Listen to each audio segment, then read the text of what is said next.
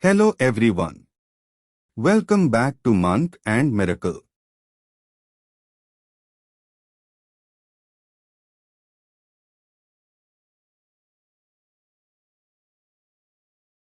Early the next morning, I set out towards Mana village.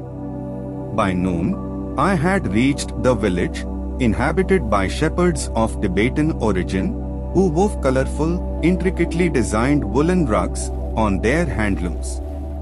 They were all Buddhist. I walked until I came to the Vyasa Guha. It was a medium-sized, natural cave.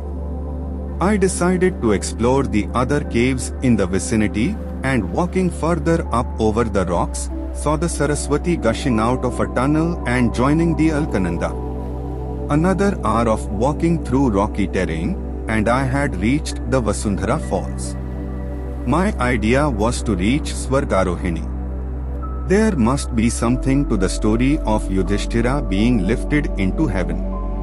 Perhaps extraordinary beings lived there. It was then that I realized that it would soon grow dark. The wind was already icy cold, and there was no one in sight. Hunger was gnawing my insides. I decided to walk down at least to Mana village. I had to find some kind soul who would offer me a place to sleep at night and maybe some food. I was filled with doubt, fear, hunger and a deep sense of failure. I had started on a quest and failed. There were no Mahatmas except in the imagination of fiction writers who pretended to be factual. Better to die than live like this. I decided to jump into the Alkananda and commit suicide.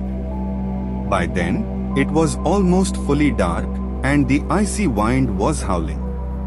I had reached Vyasa Guha again and to my surprise, found that a dhuni was brightly burning at the mouth of the cave. Flames leapt and danced as the logs burned brightly. In the freezing weather, the warmth of the fire beckoned. I went towards it wondering who could have lit the fire.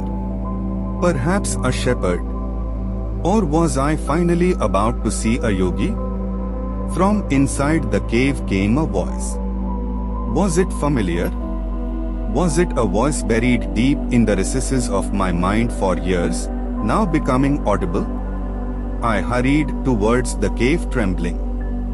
From inside emerged a long-haired, bare-bodied, tall man. Come, the voice said in clear Hindustani, where have you been wandering, Madhu? Madhu? Had I heard that name in a long-forgotten dream? Who was this man? I am not Madhu, I said. Enough, I know.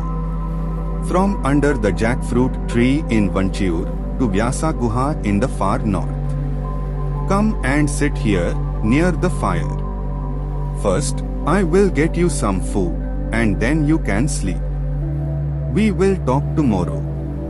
With his right hand, he patted my left shoulder with great affection. Sit here.